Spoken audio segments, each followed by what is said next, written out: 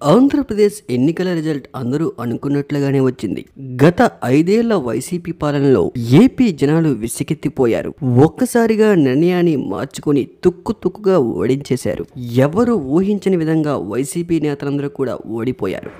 దీంతో ఒక్కసారిగా టీడీపీ జనసేన వాతావరణం మొత్తం పండగలా నిండిపోయింది.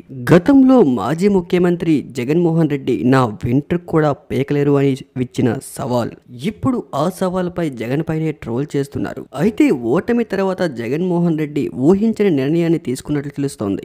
గత నెల 13న ఆంధ్రప్రదేశ్ అసెంబ్లీ పార్లమెంట్ ఎలక్షన్ జరిగాయి.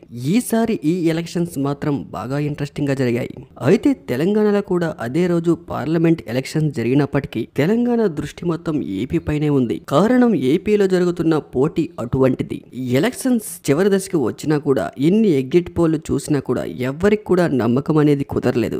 రిజల్ట్ వచ్చేదాకా జనాలు మెదడులో ఏముందో ఎవరూ పసిగట్టలేకపోయారు. అయితే ఎన్నడూ లేని విధంగా టీడీపీ కూటమికి ఇంత విజయం వస్తుందని ఎవరూ కూడా ఊహించి ఉండరు. పైగా ఈసారి ఓట్ల సంఖ్య కూడా బాగా పెరిగింది. అదే వైసీపీకి మైనస్ అని చెప్పుకోవాలి.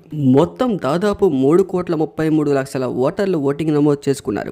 4,61,000 మంది పోస్టల్ బ్యాలెట్ ద్వారా ఓటుని వినియోగించుకున్నారు. తాము అనుకున్న నాయకుడిని గెలిపించుకోవడానికి విదేశాల నుంచి కూడా తిరిగి వచ్చారు. అలా ఒక్కసారిగా రిజల్ట్స్ రావడంతో ఒక్కసారిగా వైసీపీ నేతలందరికీ ఫీజులు ఎగిరిపోయాయి.